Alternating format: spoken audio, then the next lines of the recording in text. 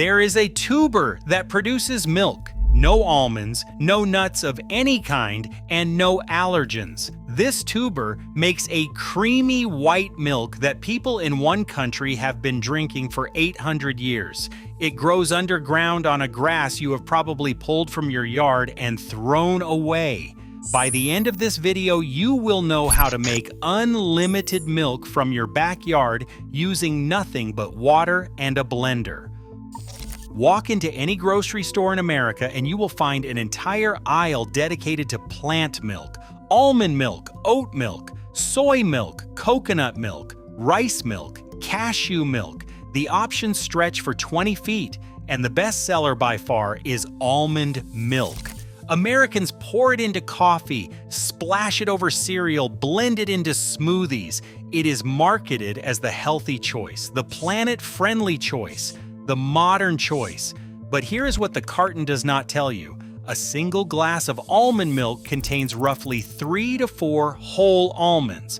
The rest is water, thickeners, and marketing. The calories are low because there is almost nothing in it.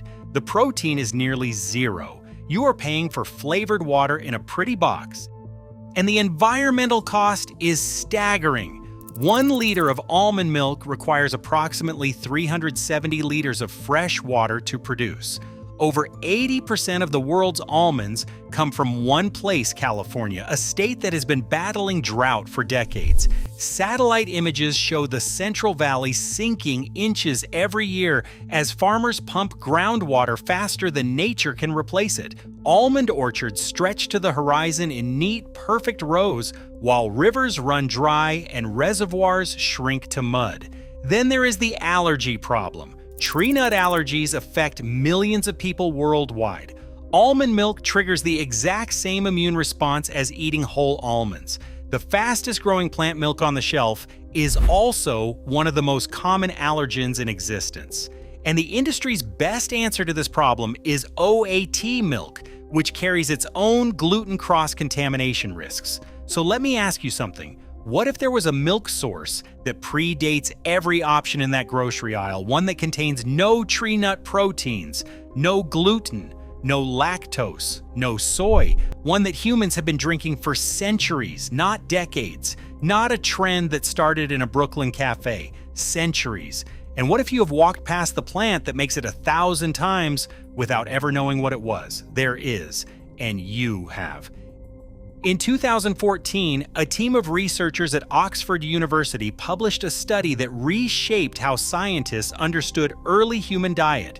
The lead researcher was Dr. Gabriele Macho. She was studying the eating habits of an ancient hominin called Paranthropus boisei, a species that lived in East Africa between 2.4 million and 1.4 million years ago.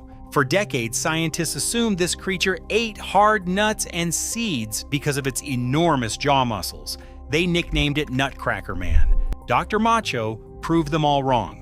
By studying the feeding patterns of modern baboons in Amboseli National Park in Kenya, she demonstrated that Nutcracker Man could have extracted around 2,000 calories a day in just 2.5 to 3 hours of foraging. Not from nuts, not from meat, from small, round tubers growing just beneath the surface of the soil. Those tubers belong to a sedge grass called Cyperus esculentus. The common name is the tiger nut. It is not a nut at all. It is a tuber, a small, wrinkled, marble-sized root that grows underground on a plant that looks like ordinary grass.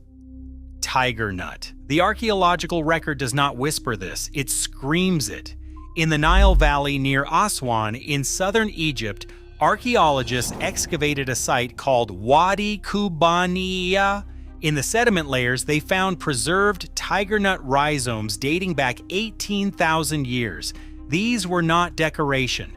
The processing marks showed deliberate grinding, soaking, and consumption, the exact same methods people in West Africa still use today. The pharaohs knew about this tuber too. Tiger nuts were among the oldest cultivated plants in ancient Egypt.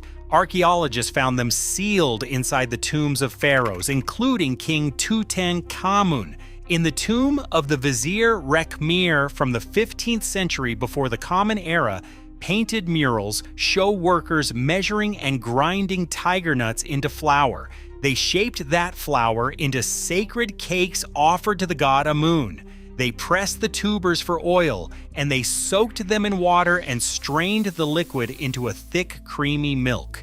This is not speculation. This is painted on the walls of tombs you can visit in Luxor today. The plant spread everywhere humans traveled, not because anyone planted it deliberately, because it grows itself. When the Moors crossed the Strait of Gibraltar and conquered the Iberian Peninsula in the 8th century, they carried tiger nuts with them from North Africa. Farmers in the sandy coastal soils around Valencia began cultivating the tubers. They soaked them, ground them, strained them, sweetened the liquid with sugar and cinnamon. They called the drink horchata de chufa. That was more than 800 years ago. And today, the streets of Valencia still have dedicated horchata bars called horchatarias. Families line up in the summer heat to drink chilled tiger nut milk the way Americans line up for iced coffee at a drive-through window. This is not a wellness trend. This is an unbroken 8th century tradition with its own government-protected designation of origin. In Nigeria, the tuber is called AYA. Street vendors in Kano and Kaduna sell it fresh in enormous market stalls. A popular cold drink called kunun aya is made by blending the tubers with dates and straining the mixture through cloth. In Egypt, the tuber is known as hab el aziz, and vendors still sell bags of it as a snack on the streets of Cairo. In Ghana, in Mali, in Senegal, in Burkina Faso, the same tuber surfaces under different names, different languages, different continents, different centuries, same plant, same milk. Here is something most people never learn. When Spanish colonists arrived in Mexico, they craved the horchata they remembered from home. But tiger nuts did not grow in the New World, so they substituted rice. The horchata you buy at a Mexican restaurant today is a replacement for the original tiger nut version. The recipe crossed an ocean. The plant did not. And within a single generation, nobody in Mexico remembered what they were actually replacing. That is how fast knowledge disappears when the plant is not present to remind you. Now here is where the numbers become difficult to believe. Tiger nuts contain between 22 and 45% fat by dry weight. That sounds like a problem until you learn what kind of fat it is. The dominant fatty acid is oleic acid. It is the same monounsaturated fat that makes olive oil the gold standard of healthy cooking. This is a tuber growing in sand and mud with the fat profile of a Mediterranean olive. That combination does not exist anywhere else in the plant kingdom. The tubers are also packed with fiber, iron, magnesium, and phosphorus. They contain unusually high levels of vitamin E. They provide resistant starch that feeds beneficial bacteria in the gut. Researchers in Spain and Nigeria have documented protective effects against inflammation and oxidative stress. And the tubers contain meaningful amounts of the amino acid arginine, which plays a role in natural insulin function. Now compare that to what sits in your carton of almond milk. 3 almonds worth of nutrition dissolved in a cup of water. Tiger nut milk runs about 120 to 150 calories per cup. Unsweetened almond milk runs 30 to 50, but those tiger nut calories come from real food. Resistant starch, monounsaturated fat, minerals your body actually absorbs. The almond milk is low calorie because there is almost nothing in the carton to count. And here is the fact that matters most for anyone with food allergies or sensitivities. The tiger nut is not a tree nut. It is not a legume. It is not a grain. It contains none of the 8 major allergens. No nut proteins, no gluten, no soy, no dairy. For people who react to every other option in that 20-foot grocery aisle, this tuber is one of the safest milk sources on Earth. So why is that aisle 20 feet long and this tuber nowhere on it? The answer is not complicated, it is just uncomfortable. The global plant milk market is worth over $20 billion a year. Almond milk commands the largest share in North America. That market depends on almonds grown in drought-stricken California, processed in industrial facilities, stabilized with gums and emulsifiers, sealed into shelf-stable cartons, loaded onto trucks, shipped across the country, and sold at $4 to $6 per half gallon. Every single step generates a transaction. Every step is someone's profit margin. Tiger nuts grow underground. Plant them once in sandy or wet soil and they spread through the earth on their own via underground rhizomes. The sedge grass needs no irrigation in moist ground. It needs no fertilizer. It needs no pesticide because almost nothing attacks it. And it cannot be patented because it is a wild plant growing freely in the public domain. A permanent milk source that spreads itself generates zero recurring revenue. Zero recurring revenue attracts zero corporate investment. Zero investment means zero marketing budget. Zero marketing means zero shelf space. And zero shelf space means 3 generations of families grow up choosing between almond, oat, and soy, never knowing there was an older, richer, allergen-free option growing in the dirt beneath their feet. This is not a conspiracy. This is economics. In the United States and across much of the developed world, Cyperus esculentus is officially classified as a noxious weed. Government agricultural agencies publish management guides on how to destroy it, herbicide recommendations, mechanical removal schedules, mowing protocols. County extension offices advise landowners to eradicate it from their property. They are spending taxpayer money to poison a plant that produces allergen-free milk with the fat profile of olive oil and an 18,000-year track record as human food. Search any scientific database for almond milk studies and you will find tens of thousands of papers. Universities compete for grants funded by the California almond industry. The research grows every year. Search for tiger nut milk studies and you will find a few hundred papers. Most of them come from Nigeria, Spain, or Brazil. Western agricultural institutions produced almost nothing. Scientists have written plainly that despite being cultivated around the world, the published research on tiger nuts remains insufficient. The plant that feeds itself was deemed unworthy of study because it could not generate shareholder value. But the tuber does not care about shareholder value.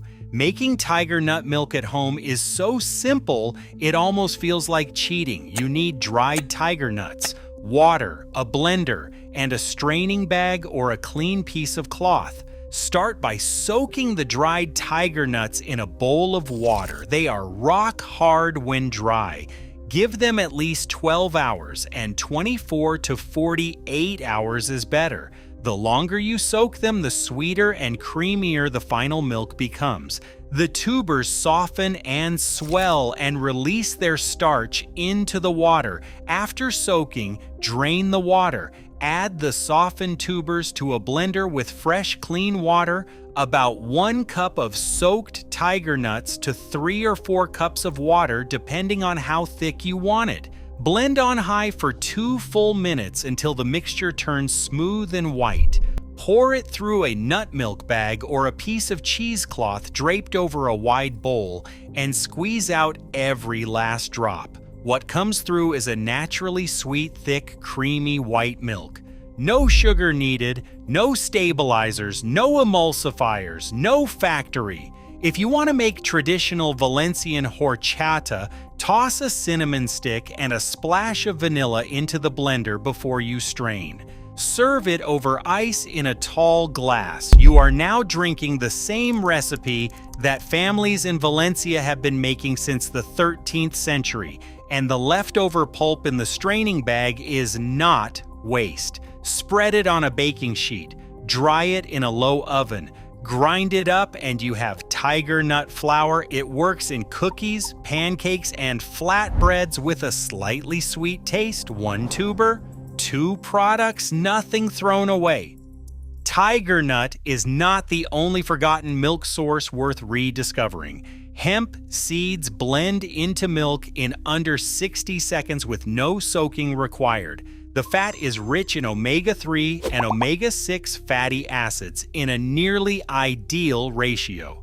Sunflower seeds make a smooth, nut-free milk loaded with vitamin E, and they grow in any temperate garden bed with almost no effort. Pumpkin seeds produce a dense green milk packed with zinc and magnesium, and they work beautifully in savory soups and sauces. Every one of these can be made with a blender, a cloth, and 10 minutes of your time. Every single one predates the industrial plant milk aisle by centuries. But it is the tiger nut that tells the largest story. A tuber that fed early hominins on the savannas of East Africa 2 million years ago. It was sealed into the tombs of pharaohs along the Nile 3,000 years ago. It was carried across the Mediterranean by Moorish traders and turned into a national drink on the streets of Valencia. It crossed the Atlantic in the memories of colonists who forgot the original ingredient within a single generation. It grows right now, today, in wet ground and sandy soil and roadside drainage ditches across 6 continents. It is listed officially as a weed. It is sprayed with herbicide by maintenance crews who have no idea what they are destroying. The plant milk industry moves $20 billion a year. Factories crack almonds from depleted California aquifers. Trucks haul cartons across interstate highways. Grocery shelves fill up with water and gum and thickener sold at premium prices in cartons decorated with pictures of nature. And this tuber sits in the ground where it has always been. It costs almost nothing. It grows back every year without replanting. It spreads through the soil whether you want it to or not. Its milk is naturally sweet. Its fat matches olive oil. Its history reaches further back than agriculture itself. It does not need a brand. It does not need a factory. It does not need a barcode. It simply grows. Oh, and if longevity fascinates you, my friend runs a channel called The Centenarian's Garden. It is all about the blue zone secrets and what actually helps people live past 100. Go check them out. You will not regret it.